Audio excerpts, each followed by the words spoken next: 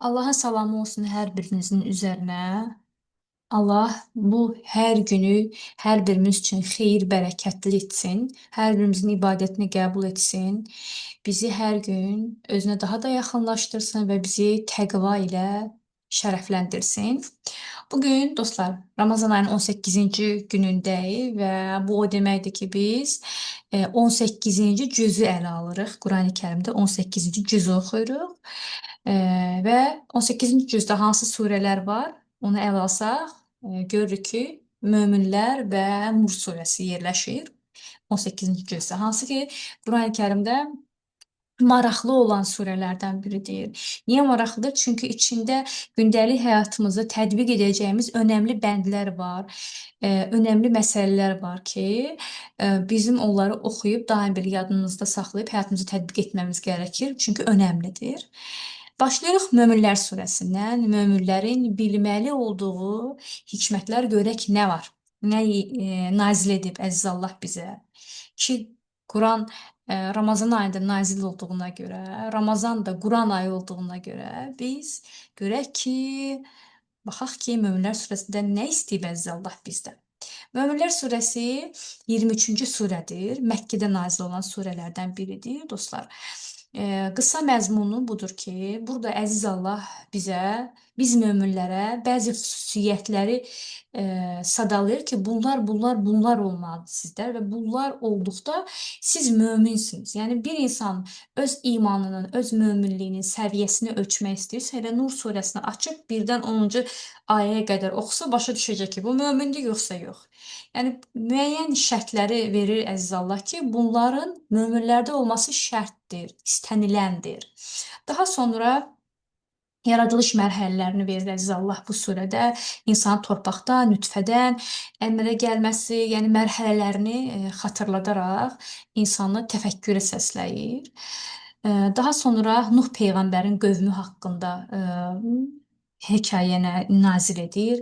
Nuh qövmündə olan hadisələrdən danışır ki, Quranın bir çox surəsində Nuh qövmü təkrar olan hadisədir. Ümumiyyətlə peyğəmbərlərin demək olar ki, hamısının həyatını, başına gələnləri fərqli surələrdə, fərqli ayələrdə nazil edibdir əziz Allah. Burada da Nuh qövmündən danışılır. Eyni zamanda axirəti xatırlatmaq, dünyanın müvəqqəti olduğunu və eyni zamanda Allahın hüzurunda hamımızın hesab verəcəyini əziz Allah surənin içində barındırıbdır. Qısa mesajı budur. Yəni insanlar Nur surəsinə, daha doğrusu Möminlər surəsinə baxaraq bu bilgiləri əldə edə biləcək dostlar. Başlayaq demək 1-ci ayədən 9-cu ayəyə qədər. Əziz Allah deyir ki, Bismillahirrahmanirrahim. Həqiqətən möminlər nicat tapmışlar. Hansı möminlər? O kəslər ki, sadalayır indi əziz Allah. Baxın, deyir ki, o kəslər ki, namazlarında mütidirlər. O kəslər ki, sözbazlıqdan qaçırlar, zəkat verirlər, övrət yerlərini qoruyurlar, zövcələri və sahib olduqları cariyələr istisnadır. Bunlardan artığına can atanlar deyir həddi aşanlardır. Və o kəslər ki, əmanətlərini, vədlərini qoruyurlar və o kəslər ki, namazlarını öz vaxtlarında qılırlar. Məhz onlar varis olacaqlar hara? Cənnətlərə. Onlar cənnət, Firdovs cənnətlərinə varis olacaqlar. Yəni əziz Allah möminlərin varis olacağı, yəni cənnətə hansı cənnətə daxil olacağını bu surədə qeyd edir və eyni zamanda o möminlərin xüsusiyyətlərini sadalayır ki, onlar namazda xuşu içində olacaqlar. Namazda xuşu içində nə deməkdir? Namazı diqqətlə qılacaqlar. Baxın, o namazı mütidirlər. Yəni müti. Yəni diqqətləri namazdadırlar. Namazların vaxtı daxil olan kimi qılırlar. 9-cu ayədə deyir ki, namazları öz vaxtında qılırlar. Sonra nə deyir ki, zəkat verirlər. Yəni zəkat çox az adamın, yəni möminlərin də çoxunun vermədiyi bir şeydir. Yəni zəkata diqqətlidirlər. Yəni bunlar çox önəmlidir. Yəni xuşu içində namaz qılırlar. İffətlidirlər. Yəni zinadan uzaqdırlar. Öz zövcələri və cariyələri istisna olmaqla başqa bir şeylərə baxmırlar. İffətlərini qoruyurlar. Əmanətlərinə xəyanət etmirlər. Verdiyi sözlərə sahib olurlar, sadiq olurlar. Əmanətlərini, vədlərini qoruyurlar. Ayət 8-ci ayətdə gəlir. Və namazlarını qoruyurlar. Yəni bu xüsusiyyətlər onları möminlərdən edəcək. Yəni bir mömin bu bəndləri belə yadda saxlayaraq, özünün həyatına tətbiq edərək, özünün imanını, axirət həyatını gözəlləşdirə bilər. Yəni ölçü vahidi kimsə istəsə ki, mən görüm necə bir möminəm, bu bəndlərə baxa bilər. Baxa bilər ki, biz namazın vaxtına riayət edirik ki, çoxumuz riayət etmirik. Yəni bir çoxumuz namazların rahat qəza edirik. Çox belə ona da çox narahat olmuruq. Və yaxud da əhdlərimizin çoxuna bivəfayıq. E, namazla xüsusi diqqət namaz xüsusi diqqətlə qılmırıq. Yəni bir çoxumuzda bu imanı naqislik var. O yüzden bunlar olduğu təqdirdə imanımızı sorğulamalıyıq dostlar. Daha sonra əziz Allah nə deyir? Daha sonra əziz Allah deyir ki, burada Qurani-Kərimdə 26-cı ayədə deyir ki, ey Rəbbim, onların məni yalançı saymasına qarşı mənə kömək et. Bu Nuh əleyhissalamın duasıdır. Qurani-Kərimdə peyğəmbərlərin dilindən gələn bir çox dualar var. Fərqli surələrə, fərqli ayətlər formasında səpələnib. Bu mənim çox sevdiyim bəndlərdən biridir. Peyğəmbərlərin duaları ki, onları ya oxuyaraq altından xətt çəkə bilərsiniz və yaxud da telefonunuzda saxlaya bilərsiniz, yaddaşınızda və yaxud da o hadisəyə uyğun bir hadisənin içinə düşəndə, məsələn, o peyğəmbərin o duasını dilinizə gətirə bilərsiniz. O şəkildə dua edə bilərsiniz. Çünki peyğəmbərlər o şəkildə dua ediblər. Baxın, bu dua Nuh peyğəmbərin duasıdır ki, Nuh peyğəmbər öz qövmünü Allaha şərik qoşmasından, Allahın yolundan sapmasından çəkindirir. Onlar da onu qəbul etmədiyinə görə, inadkarlıq etdiyinə görə Allah Teala o qövmə tufan göndərir və nə edir? Peyğəmbər bir gəmi düzəltməsini möminlərdən xahiş edir və fırtınadan qorunmalarını istəyir. Ancaq iman gətirməyənlər onu məsxərəyə qoyur və peyğəmbər təbii ki, içi sıxılır. Görün, içi sıxıldığına görə dua edir. Deyir, ya Rabbi, onların məni yalançı saymasına qarşı mənə kömək et. Yəni buradan çıxaracağımız hikmətlərdən də biri odur ki, bir insan doğru olduğu halda başqalarının onu yalançı hesab etməsi həqiqətən o insana ağır bir yükdür. Yəni qəlbinə, beyninə vurulmuş bir yükdür. Yəni o qədər ağırdır ki, peyğəmbər buna tab gətirə bilmir az qala. Dua şəklində deyir ki, ya Rabbi, deyir, mənə kömək elə. Halbuki o bir peyğəmbər idi, onun bir mənəvi gücü var idi. Amma yenə də insanların onu yalançı hesab etməsi onu incidir. Yəni buradan çıxaracağımız hikmət nədir? Doğruluğuna əmin olmadığımız halda və yaxud da birinin yalançılığına əmin olmadığımız halda bir insanı yalançılıqda ittiham etməməliyik. Yalançılıqda ittiham etməməliyik. Çünki qarşı tərəfin qəlbini həddən ziyadə incidə bilirik. Daha sonra da ey Rəbbim məni mübarək bir yerə çıxar. Bu da çox gözəl dualardan biridir. Mübarək bir yerə. Ola bilər ki, hər hansı bir insan, nə bilim, ev almaq istəyir, yurd yuvasını dəyişmək istəyir və yaxud da vətənini dəyişmək istəyir. Fərqli bir hadisələrdən keçmiş ola bilər. Baxın, burada yenə də Nuh peyğəmbərin bu dilindən gələn duanı öz dilinə ala bilər. Ya Rabbi, məni mübarək bir yerə çıxar duasını zikr edə bilər. Daha sonra 37-də dünya həyatımızdan başqa heç bir həyat yoxdur. Biz ölüb dirilirik. Yəni birimiz ölüb, birimiz dünyaya gəlirik. Bu ancaq deyir ki, yəni bu inanmayan insanların sözlərini gətirir əziz Allah. Burada görürük ki, bu fikir əslində bütün zamanlarda olubdur. Adəmdən sona qədər olan insanlarda olacaq ki, zamanımızda da belə insanlarla tez-tez rastlaşırıq. İstər sosial mediada, istər qohumlarda, istər ailə fərdlərimizdə. e, agnostik, ateist ateistlərin, agnostiklərin düşüncə sistemi, deistlərin düşüncə sistemində əsas fikrin bu olduğunu görürük ki, biz dünyaya bir dəfə gəlmişik, ölürük və öldükdən sonra biz təzədən torpaqdan dirilən deyilik. Yəni bu fikri Qurani-Kərimdə bir çox yerdə müşahidə etmiş olacağıq və eyni zamanda gündəlik həyatımızda da müşahidə edirik ki, belə insanlar çoxdur. Ona görə belə insanla rastlaşdıqda, bu sözlə rastlaşdıqda çox da belə içimizin sıxılmaması, çox da təəccüblü gəlməməlidir bizə ki, Quranda buna oxşar sözlər bütün peyğəmbərlər eşidib. Daha sonra Əziz Allah Firon qissəsinə toxunur. Deyir ki, 43-dən 46-ya qədər olan ayətlərdə deyir ki, Fironu və onun əyanlarının yanına gedir, Musa əleyhissalam Harunla. Deyir ki, onlar təkəbbürlük göstərdilər. Çünki onlar özlərini yüksək tutan adamlar idilər. Baxın, əsas ana xəttdən də biri Qurani-Kərimdə müşahidə edəcəksiniz kibir mövzusudur. Ümumiyyətlə onu qeyd edim ki, Qurani-Kərim təkrardan ibarət olan bir kitabdır. Məsələn, eyni mövzunu Bəqərədə, eyni mövzunu Nurda, Nisada görə bilirsiniz. 40% səhv etmirəmsə təkrardan ibarətdir. Təkrar-təkrar ayətlər çox gəlir. Və əziz Allah, bu təkəbbür mövzusunu bir çox yerdə çox istifadə edir. Şəxsən mənim diqqətimi çox çəkib bu mövzu ki, yəni Allahın kitabı elə bir kitabdır ki, oradakı olan sayı, oradakı olan sözlərin sıralamasında belə ciddi hikmətləri var. Gəl gör ki, bir sözün bu qədər təkrar olunması. Təkəbbür mövzusu da Quranda çox təkrar olunan bir mövzudur. Bu ciddi bir məsələdir dostlar. Yəni düşünürəm ki, hər kəs Quranı oxuyanda bu məsələyə diqqət yetirə bilər və özümdə varsa, özümüzdə bunu müşahidə ediriksə, bundan Allaha sığınmalıyıq. Bunun üçün öz qəlbimizi təmir etməyə yoluna varmalıyıq.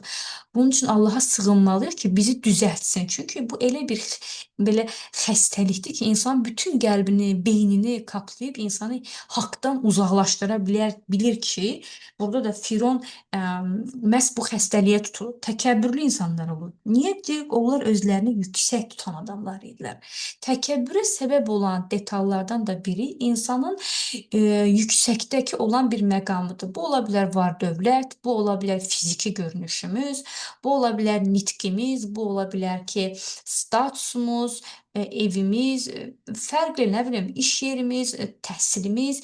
Yəni bir ətrafımızdakı dost, tanış, qohum, möminlərdən status fərqlilik baxımından üstünüksə, orada həqiqətən də biraz ehtiyatlı olmalıyıq. Yəni orada nəyimizi deyim, bax sözümüzü, ünsiyyət formamızı çox belə incəliklə seçməliyik. Çünki bir üst səviyyədəyik və o səviyyə bizi kibirlənməmizə səbəb ola bilər. Yəni bu çox ciddi bir məsələdir dostlar.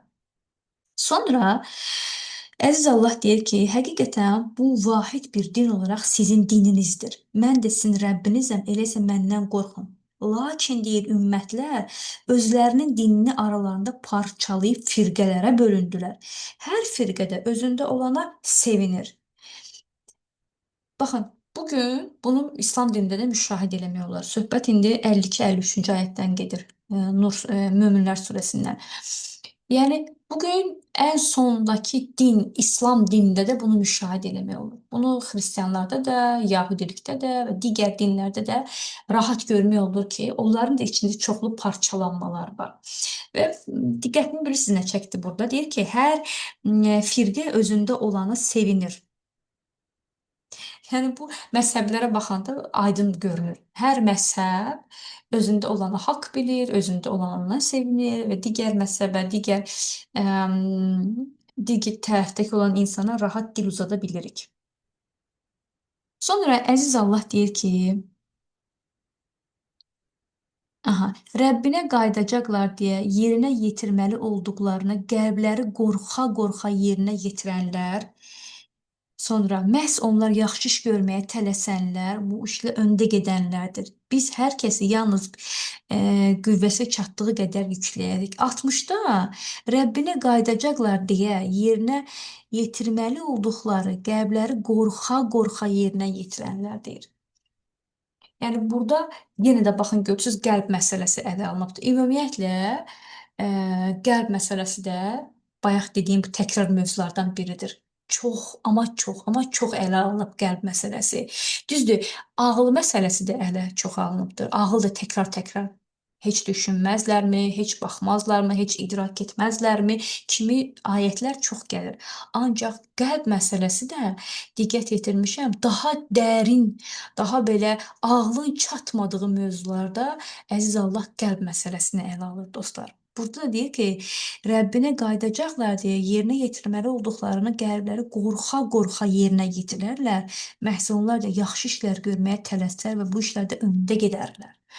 Niyə yaxşı işlər görməyə tələsərlər? Çünki ölüm deyilən bir həqiqətin nə zaman gələcəyindən xəbərsizik. Və biz elə bir yarışdayıq ki, günümüz, hər saatımız, hər dəqiqəmiz bizə verilmiş bir şansdır. Hər qarşımıza çıxan bir yaxşılıq, Ramazanda birinə bir ayətin deyilməsi, övladımızı imanda yetişdirməyimiz, çətin olan valideynimizə Allah xatir səbr etməyimiz, qohumlarla olan ünsiyyətimiz, ibadətlərdə olan dəqiqliyimiz, bunların hər birisi yaxşılıqdır. Xeyir əməldə tələsməliyik. Və eyni zamanda əziz Allah deyir ki, bir möminlər, yəni o şəxslər ki, həm də xeyir əməldə bir-birinə yarışarlar. Baxın, burada da deyir ki, məhz onlar yaxşı işlər görməyə tələsərlər. Demək ki, yaxşı işlər görməyə qəlbin tələsmirsə, ay şəhanə, ay filankəs, orada özünü sorğulayacaqsan, orada özümü sorğulamalıyam ki, mənim yaxşı iş görməyə qəlbim niyə tələsmir? Bəlkə qəlbim dünya sevgisi ilə, bəlkə qəlbim kibirlə zədələnibdir. Daha sonra əziz Allah deyir ki, biz hər kəsi yalnız qüvvəsi çatdığı qədər yükləyərik. 62, Möminlər 62 surə. Surə Möminlər 62-ci ayə. Bu məşhur olan ayətlərdən biridir. Bir çoxumuz bilirik 7-dən 70-ə. Hər kəsənin qüvvəsi çatdığı qədər. Bu ayə hər birimizə təvəkkülü öyrədir dostlar. Başımıza hər nə gəlməsindən asılı olmayaraq, bu yaxınlarımızın itkisi, maddi itkilər, hər hansısa arzumuzun həyata keçməməsi və yaxud da ki, bizi əhatə edən çətin insanlar, çətin vəziyyət bizim qaldıra biləcəyimiz yükdür. Əziz Allah bunu öz kitabında deyir, deyir ki, yəni sizin qüvvəniz çatdığı qədər yük verəcəm mən sizə. O zaman bir mömin olaraq nə etməliyik? Bizim başımıza gələn çətinliklər, yaşadığımız çətin insanlardan, insanlara, hadisələrə görə çox üsyan etməməliyik. Yəni imanın xüsusiyyətlərindən də biri budur ki, buna iman gətirəcək ki, ya Rabbi, bunu verən sənsən, demək ki, mənim buna gücüm çatır. Daha ah-naləyə və yaxud üsyana qalkışmayacaq. Yəni o səhvi etməməyə özən göstərməliyik. Əks halda imanımızı yandırırıq dostlar. Həqiqətən də bəzi hadisələr var ki, insanın zamanla imanını əritməsinə səbəb olur. Düşünürəm ki, bu da onlardan biridir ki, başımıza gələn hadisələri üsyanla qarşılamağımız. Allah qorusun. Baxın, görün nə deyir? 63-də deyir ki, onların qəlbi bundan xəbərsizdir. Onlar bundan əlavə gördükləri başqa pis işlər də vardır. Yanınızda haqqa deyən bir kitab vardır. Onlara zülm olunmaz. Lakin onların qəlbi bundan xəbərsizdir. Yenə qəlbdən misal gətirir əziz Allah. Daha sonra demək, əziz Allah deyir ki, sizin üçün qulaq, göz və ürəklər yaradan odur. Siz çox az şükür edirsiniz. 78-də gəlir. Möminlər 78-də. Digər bir surədə əziz Allah deyir ki, bu kitab sizi sizə xatırladır. Bu kitab insanı insana xatırladan bir kitabdır. Və onu qeyd edeyim ki, Qurani Kərimdə insanın xüsusiyyətlərini sadalayan bir çox ayətlər var. Ancaq çox təəssüf olsun ki, Quranı ələ alanda, yəni insani xüsusiyyətlərimizin yüksək belə gözəlliklərin çox olduğunu görmürük. Əksəriyyətində əziz Allah deyir ki, insan tələskəndir, insan nankordur, insan unutqandır, insan xəsisdir. Bax, bu kimi ayətlər daha çoxdur ha. Və eyni zamanda şükür etməməyimizi də bir çox ayətlərdə belə açıq bəyan görürük. Deyir, siz az şükür edirsiniz. Siz az şükür edirsiniz. Demək ki, Möminlər surəsində bu ayətin gəlməsi bizə nəyi mesaj verir? Möminlər şükr edən insanlar olmalıdırlar. Sən şükr edən bir insan deyilsənsə, imanını sorğula. Mömin olmadığın halda bu dünyadan köçə bilmə ehtimalını qabağına gətir, qorx, qəlbini titrəsin bundan. Çünki mömin olmadan bu dünyadan getsən, gedəcəyin yer bambaşqa çətin bir yerdir. Ə, hədislərdə gəlir, deyir ki, insanlar niyə ölümdən qorxur? İmamlardan olmalıdır bu hədis. İndi unutdum hansı imamlardan gəlir. Deyir ki, heç abad yerdən xaraba yerə gedən insanın deyir, kimsə istəyərmi abad bir yerdən xaraba bir yerə getsin? Heç kim istəməz. İndi burada da belə, yəni bizə bu günlər, bu saatlar, bu gecələr, Ramazandakı cümələr, Ramazan ayının özü bizə o imanımızı təzələmə, özümüzü görmə, tövbə etmə qapıları, özümüzü yenidən inşa etmə nemətini verir. Və əziz Allah deyir ki, bax, gör, sən az şükür edənsən, yoxsa çox şükür edənsən. Bunlar bir səbəbdir, bunlar bir bizim üçün şansdır, baxaq. Şükür edən deyiliksə, əlimizi açacağıq bu günlərdə, ya Rabbi, mənə şükür etmə gözəlliyi, özəlliyi nəsib et deyəcək. Və yaxud da bir ağlımızla görəcəyik. Aha, Allah bizə göz verib, dil verib, qulaq verib. Biz eşidə bilirik sevdiyimiz insanların səsini. Biz sevdiyimiz insanları görə bilirik. Biz kör deyilik. Allahın nurunu, gözəlliklərini görə bilirik. Baxın nə deyir? Deyir sizin üçün göz, ürəklər yaradan odur. Siz az şükür edirsiniz. Demək şükrə səbəb olan səbəblərdən də biri bizim orqanlarımızdır. Və biz onun bilincində olmalıyıq. Əlimizdəki müəyyən şeylərin çıxması ilə biz naşükürlük etməməliyik. Ola bilər mal-dövlət, ola bilər ki, başqa bir itkilərin çıxması ilə, nemətlərin çıxması ilə şükrümüz azalmamalıdır. Daha sonra əziz Allah yenə dua gətirir. Yenə də 94-cü ayədə hansı peyğəmbərdən dua var? Burada demək gəlir. Aha, duada deyir ki, ey Rəbbim deyir, məni zalım adamların içinə qoyma. Çox qəşəng bir duadır. Ey Rəbbim, məni zalım adamların içinə qoyma. Zalım adam kimdir, dostlar? Zalım adam insanın əziyyətini, insanın hisslərini görməyən adamdır. Kör olan adamdır. Qəlbi, gözü kör olan adamdır. Sən nə qədər əziyyət çəkirsən, nə qədər xidmət edirsən, zalım adam onu görmür və əziyyətin qarşılığını da vermir. Verirsə çox belə az. Bunlar zalım insanlardılar. Bu zalımlar da bizim yaşadığımız yerdə valideynlərimiz də ola bilər, həyat yoldaşımız da ola bilər, uşaqlarımız da ola bilər, iş yerində müdirlərimiz də ola bilər və yaxud da daha böyük şəxslər də ola bilər. Yəni insanların zəhmətlərini, keçirdiyi hissləri anlamayan, qarşılıq verməyən, haqqını verməyən insanlar zalımdır. Və Rəbbim deyir ki, ya Rəbb, və Rəbbim bu surənin bu ayəsində deyir ki, məni zalım adamların içinə qoyma.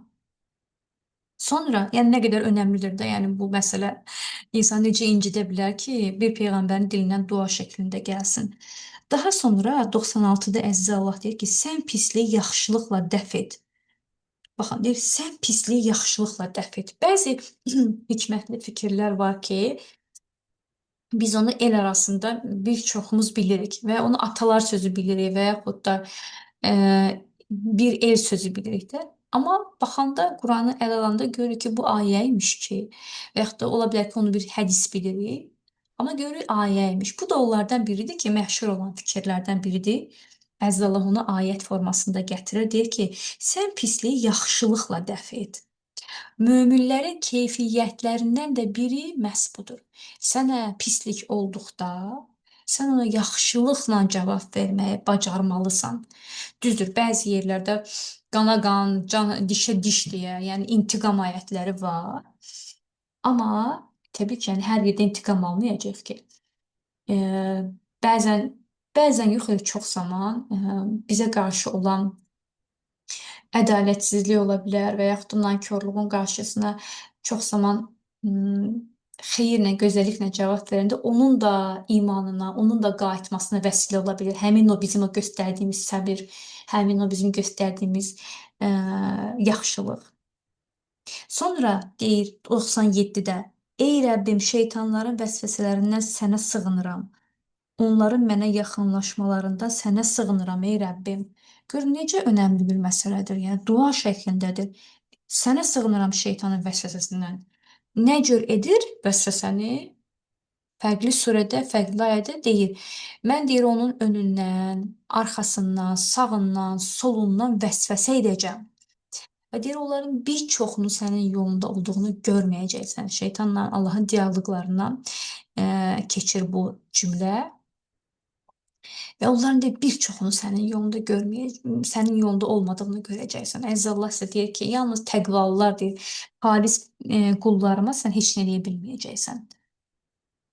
Daha sonra burada belə çox ağrılı ayətlərdən biri var. 99-da deyir ki, nəhayət deyir, onların birinə ölüm gəldiyi zaman, ey Rəbbim məni geri qaytar.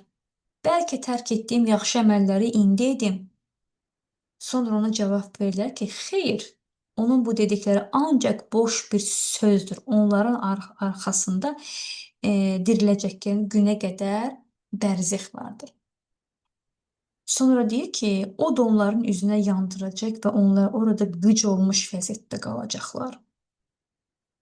Niyə? Çünki dünyadaykən, nemətlər içində, dünyadaykən şansları olduğu halda Allahın sözlərinə qəlblərini, gözlərini, qulaqlarını qapalıdırlar.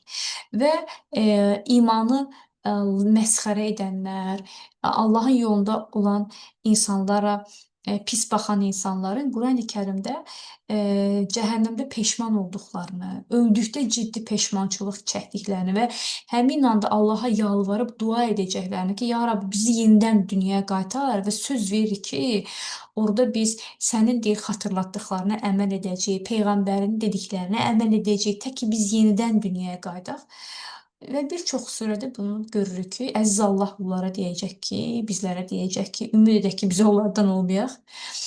Xeyr, siz yenə qayıtsanız, yenə də eyni şey eləyəcəksiniz. Çünki yaradan odur, yaradan bizi bilir. Və deyir onların üzünü yandıracaq və orada qıc olmuş vəziyyətdə qalacaqlar.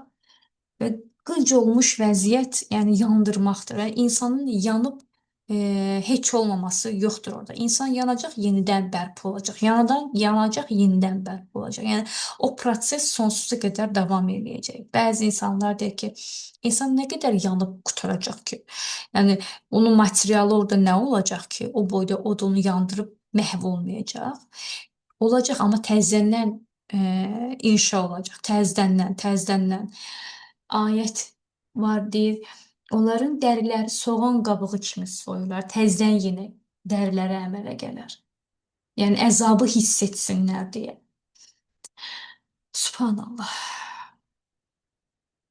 Və onlar deyəcəklər, həmin o insanlara deyiləcək ki, 105-də gəlir deyir, məgər mənim ayələrim sizə oxunmurdumu? Siz də onları yalan hesab etmirdinizmi?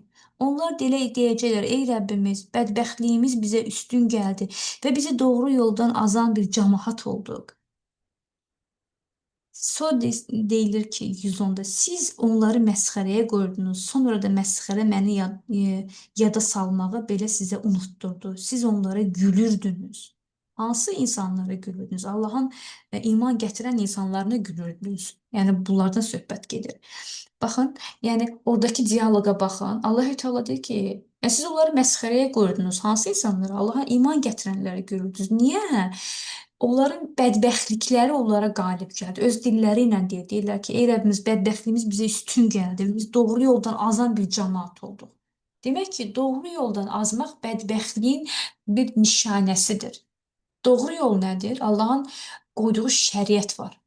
Doğru yol nədir? Sənin ibadətindir. Allahı təsdiq etməyindir. Yaradanın olduğunu dilinlə, qəlbinlə, əməlinlə təsdiq etməyindir. Zinadan uzaq olmağındır, içkidən, yalandan uzaq olmağındır, örtüsüzlükdən uzaq olmağındır. Yəni Allahın qoyduğu son şəriət, imani məsələlərdə sənin uzaqlaşmağın, tərs yolda getməyin, sənin bədbəxt olmağının göstəricisidir. Bədbəxtsən. Doğru yoldan azan bir insansan. Yəni bununla insan özünə çəki düzən verə bilər. Daha sonra Sonu isə Möminlər surəsinin sonu isə dua ilə bitir. Əziz Allah deyir ki, ey Rəbbim, burada insanların dilindən deyir ki, de, ey Rəbbim, bağışla, rəhm et, sən rəhm edənlərin ən yaxşısısan. Bu çox önəmli bir məsələdir. Duaların məhz Qurandakı kimi edilməsi, onlara diqqət yetirilməsi. Möminlər surəsinin yığcamı bu idi. Düşünürəm ki, maraqlı oldu. Düşünürəm ki, bu qısa bilgilərdən özümüzə nələrsə əldə eləyə bildik. Daha sonra 18-ci cüzdə Nur surəsi gəlir. Bu da çox belə maraqlı olan surələrdən biridir. İçində önəmli bir hadisəni barındırır. Peyğəmbərin qadınına atılan şərdən söhbət gedir və o şər nəticəsində peyğəmbərin üzülməsi və möminlər arasında nifaqın yayılması və bundan çox təsirlənən bu peyğəmbərimizə görə ayənin nazil olması və o ayədə bizə hikmətlərin olması olan bir surədir Nur. Adını isə Nur surəsi burada Allah yerin göyün nurudur kəlməsindən götürüb. Ümumiyyətlə çox maraqlı bir ayə var burada. Deyir Allah Allahın nurunu nəyə oxşatdığını belə kəlmə-kəlmə izah eləyir ayə surənin içində. Həmin o sözdən götürübdür. Ayə, surə öz adını. Demək, 24-cü surədir. Qurani-Kərimdə nur sözü işıq deməkdir. Bizim bildiyimiz işıq, nur elə eyni mənadır. 64 ayədən ibarətdir və Mədinədə nazil oldu dostlar.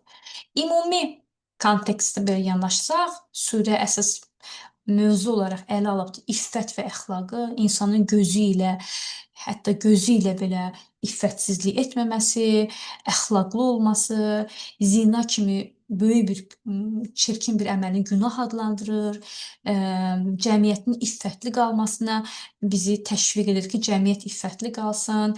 Eyni zamanda iftira və böhtan məsələsini də ələ alır və qadağan edir möminlərə ki, iftira və böhtan qadağandır.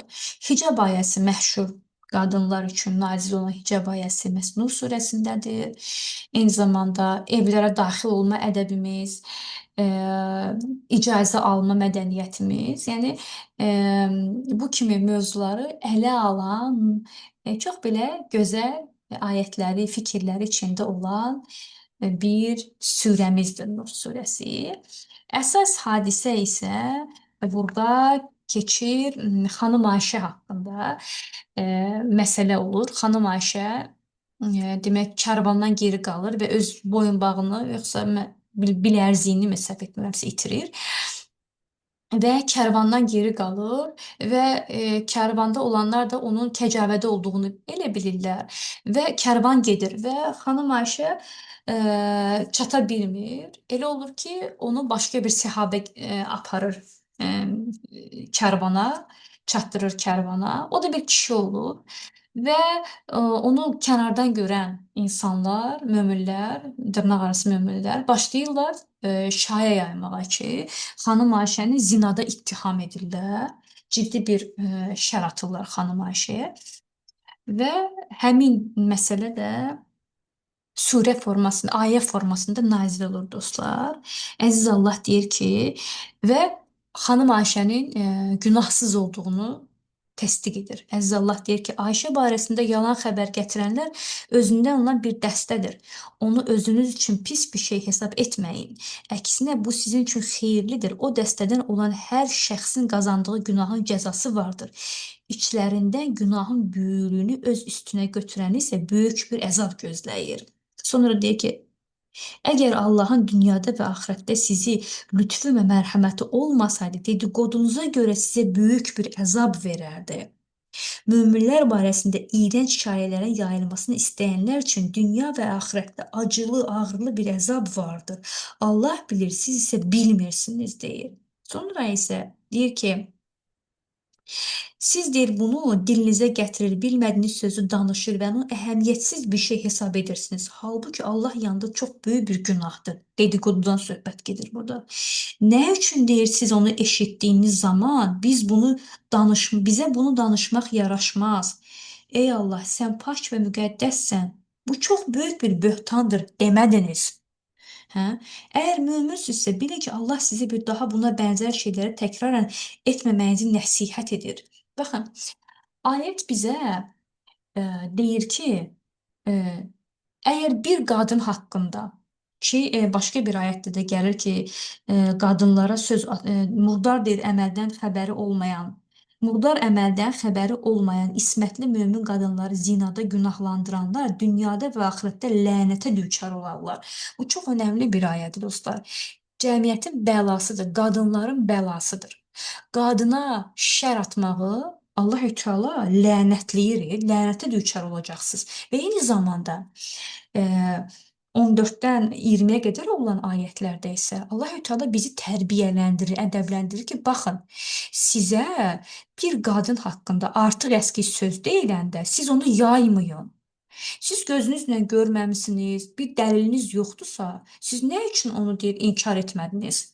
Və eyni zamanda bizə bir şəxsiyyət, yəni möminliyi öyrədir ki, baxın, bunu siz təsdiq etməməlisiniz, yaymamalısınız bunu. Nə üçün deyir siz onu eşitdiyiniz zaman biz bunu danışmaq, bizə bunu danışmaq yaraşmaz demədiniz? Əgər bir qadın haqqında nəsə artıq əski danışırsa, bizim etməli olduğumuz şey nədir? Bizim etməli olduğumuz məsələ Quranın işığına baxanda görürük ki, biz deyəcəyik ki, bizə bunu danışmaq yaraşmaz. Birincisi onu bilmirik, doğruluğunu, dəqiq əməl olduğunu bilmirik. İkincisi lap bilsək də bunun üçün bizim dilimizi tutmamız lazımdır. Quranın dəsti xətti budur dostlar. Deyir, murdar əməldən xəbəri olmayan ismətli mömin qadınları zinada günahlandıranlar dünyada və axirətdə lənətə düçar olacaqlar. Lənətə. Yəni bu boyda əzabı boynumuza almamalıyıq. Boşanmış qadınlar haqqında qadınların özləri çox rahat danışa bilirlər. Şəxsən mən özüm dəfələrlə müşahidə etmişəm belə halları. Biri bir qadını bir yerdə, bir astanovkada biri ilə söhbət edərkən görməsi və yaxud sosial mediada ola bilər səhifəsini kimin takib etməsi, etməməsi və yaxud da fərqli formatda görməsi həmin insan haqqında artıq əski düşünüb daha sonra ondan beş betərini etməsi nədir? O qadın haqqında başlayır iftiralar yaymaya və bir danışırlar. O ona danışır, o buna danışır. Allah isə deyir ki, əgər Allahın dünyada və axirətdə sizə lütfü və mərhəməti olmasaydı, dedikodularınıza görə sizə böyük bir əzab toxunardı. Demək, biz burada anlamalıyıq ki, dedikodumuz bizə nə ola bilər? Böyük bir əzab toxundura bilər. Olmaz əziz dostlar, olmaz. Və yenə 21-ci ayədə deyir ki, ey iman gətirənlər, şeytanın izi ilə getməyən kim şeytanın izi ilə getsə, bilsin ki, o şeytan iyrənc və yaramaz işlər görməyə əmr edir. Və yaramaz işlər görməyə əmr edir. Dedikodu da yaramaz işlərdəndir, dostlar. Dedikodu yaramaz işlərdəndir. Şeytanın izi ilə getməkdir. Dilimiz, e, dilimiz Allahın şah əsəridir.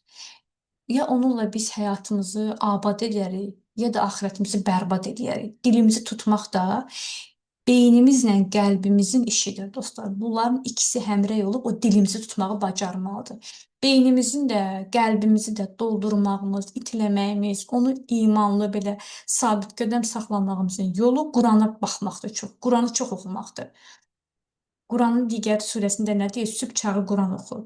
Hər gün az da olsa, 2 cümlə də olsa Qurandan oxumalıyıq. Öz dilimizdə. Görək bax nə formada gətirir ayət. Nə formada, nələrdən danışır. Zaman onlar yığıla insan ruhunda bir böyüklük əmələ gətirir. İnsan artıq şeytandan yavaş-yavaş uzaqlaşmağa başlayır. Daha sonra Əziz Allah deyir ki, murdar qadınlar murdar kişilərə, murdar kişilərsə murdar qadınlara, eləcə də təmiz qadınlar təmiz kişilərə, təmiz kişilər də təmiz qadınlara layiqdırlar. Yəni, bu çox önəmli bir məsələdir düşünürəm evlilik mövzusunda. Məsələn, cəmiyyətdə baxanda biz bunu rahat müşahidə edirik ki, illərlə zina edən kişilər olurlar. Görürsən ki, evlənmək məsələsi gələndə, vaxtı gələndə gedirlər təmiz qadın axtarırlar.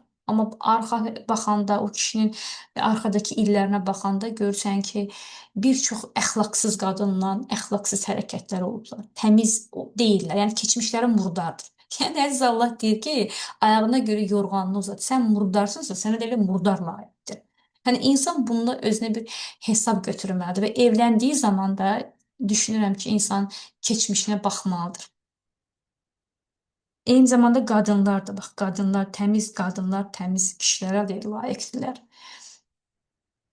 Bəzi qadınlar da öz keçmişlərində kifayət qədər səhvlərə yol verib, imanlı, təmiz bəyləri axtarmamalıdır. Buna üzləri olmamalıdır. Düşünürəm ki, bunu bu hissi istəməməmələri elə onlara bəla olaraq bəs eləyər düşünürəm. Allah Təala ədalətlidir düşünürəm bu. Sonra deyir, ey iman gətirənlər, özgə evlərə icazə almadan və onların sakinlərinə salam vermədən girməyin. Bu sizin üçün daha yaxşıdır. Bəlkə düşünüb ibrət alasınız. Bax, görürsünüz, burada düşünmək deyil, yəni ağıl lazımdır da. Evə girərkən salam vermək lazımdır. İcazə almadan içəri girmək olmaz. Bu etiket qaydasıdır. Quran-Kərimdə buna oxşar çox ayətlər görəcəyik. Yəni yemək etiketidir, ünsiyyət etiketidir, insanlarla danışıq etiketidir. Yəni baxın, ayət gəlir, nə deyir? Deyir ki, məscidə gedərkən gözəl geyin. Məscidə gedərkən gözəl geyin. Bu da bir məscidin bir etiketidir. Namaza durarkən deyir, nə səsli, nə də ki, yavaşdan qıl, orta səslə. Yəni insanları narahat etmədən, əziyyət etmədən namazını qıl. Bu da ictimai bir etiketdir. Bu da onlardan biri. Bir evə gedərkən icazə alacaqsan, daha sonra salam verəcəksən. Sonra 30-da isə Əziz Allah deyir ki, mömin kişilərə de ki, harama baxmayıb gözlərini aşağı diksinlər və cinsiyyət üzvlərini zinadan qorusunlar. Bu onlar üçün daha təmiz olar. Şübhəsiz ki, Allah onların nə etdiklərinə xəbərdardır. Yəni mömin qadınlar da de ki, harama baxmayıb gözlərini aşağı diksinlər və cinsiyyət üzvlərini zinadan qorusunlar. Qoy onlar görünənlər istisna olmaqla zinətlərini naməhrəmə göstərməsinlər. Baxın, burada həm kişilərə, həm qadınlara əziz Allah önəmli bənd olaraq birinci nəyə gətirir? Harama baxmasın. Göz, ikisinə də gözü gətirir. Çünki göz insanın ruhuna açılan bir qapıdır. Böyük bir qapı. Yəni baxdıqca qapını açırsan. Sən harama baxırsansa, bir naməhrəm kişinin və yaxud da qadının bədəninə süzürsənsə, ora lazımından artıq baxırsansa və yaxud da sosial mediada üryan insanlara baxırsansa, pornoqrafik filmlərə baxırsansa, sən gözünlə ruhunun qapılarını açırsan və oraya şeytanın girməsinə, şeytanın izinin daxil olmasına icazə verirsən. Qəlbini işğal eləyir. Göz qəlbi işğal olunmasına zəmin olan bir qapıdır.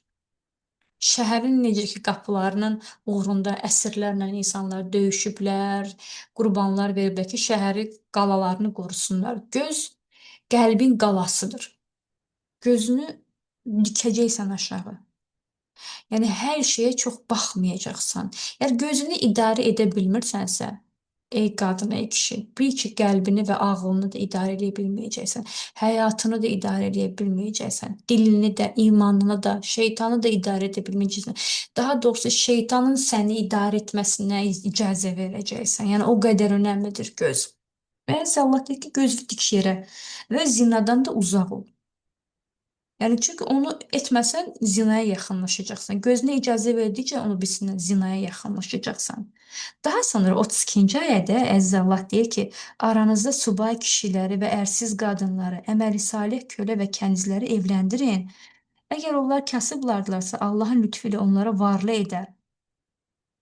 Baxın, bu evləndirməyə təşviq edən ayətlərdən biridir. Subay kişiləri və ərsiz qadınları, əməl salih kölə və kənizləri evləndirin. Yəni evlənməyə təşviq edən ayətlərdən də biri budur. Bayaq dediyim ayə, Nur surəsinin adını götürdüyü ayə 35. Allah göylərin və yerin deyir nurudur. Onun möminlərin qəlbində olan nuru içində çıraq olan bir taxçaya bənzəyir. O çıraq şüşənin içindədir. Şüşə isə sanki inci bir kimi ulduzdur. O çıraq təkcə şərqə və təkcə qərbə aid edilməyən, daim günəş şüaları altında qalan mübarək zeytun ağacından yandırılır. Onun yağı özünə od toxunmasa da sanki işıq saçır. Bu nur üstündən nurdur. Allah istədiyini öz nuruna yönəldir. Allah insanlar üçün belə məsələlər çəkir. Bu çox maraqlı bir ayədir. Yəni həqiqətən təfsiri qalaq-qalaq kitablarla yazıla biləcək bir mistik bir ayədir. Adam oxuyur, belə gözünün qabağında təsəvvürünə gətirir. Təsəvvürünə yenə sığmır bu, məhz bu Allahın nuru məsələsi. Daha sonra 37-də o kişilərə ki, ticarət, nə də alış-veriş onları Allahı zikr etməkdən, namazı qılmaqdan, zəkat verməkdən yayındırmır. Onlar qəlblərin və gözlərin çevriləcəyi gündən qorxurlar. Baxın, demək ki, qəlblərin və gözlərin çevriləcəyi gün axirət günündən qorxan, həqiqi mənada qəlbi ilə qorxan insan ticarət, alış-veriş, Allahı zikr etməkdən, ibadət etməkdən, Allahın yasaqlarına yasaq kimi baxmaqdan uzaq saxlayacaq o qorxu. Yəni Allah qorxusu çox önəmlidir. Təqva məhz Allah qorxusu ilə formalaşır dostlar. Sonra isə 40-da deyir ki, Allah kimə nur verməsə onun nuru olmaz. Ya bu çox önəmli bir sözdür. Yəni bir insanın nurlu olması çox önəmlidir və Allah da deyir ki, Allah kimə nur verməsə onda nur olmaz. Nursa necə əldə olunur? Nur qəlbi və ağlı Allahın istəkləri ilə işıqlandırmaqda olur. Namaz qılın, zəkat verin və peyğəmbərə itaət edin ki, sizə rəhm edilsin. Əsas önəmli məsələlərdən birincisi namaz qılın, zəkat verin. Zəkat da hər yerdə gəlir. Zəkat verin, çünki insanın ən sevdiyi şeydən biri də puldur. Yəni zəkat bir çox insanın çətin verdiyi bir ibadətdir və Allah da bunu təşviq edir. Daha sonra 61-də deyir ki, evlərə daxil olduğunuz zaman özünüzü Allah tərəfindən mübarək və çox bir xoş bir salamla salamlayın. Yəni evə gələrkən insanın salam deməsi, o evinin əhlinə Allahın adını deməsi çox önəmlidir. Salam aleykum dedi biz bir evə girərkən. Bu əziz Allahın bu surəsində bizə verilmiş bir nəsihətdir. Daha sonra deyir ki, peyğəmbəri öz aranızda bir-birinizi çağırdığınız kimi çağırmayın. Bu da ictimai məsələlərdən, etiket qaydalarından biridir. Yəni böyüyə hörmət.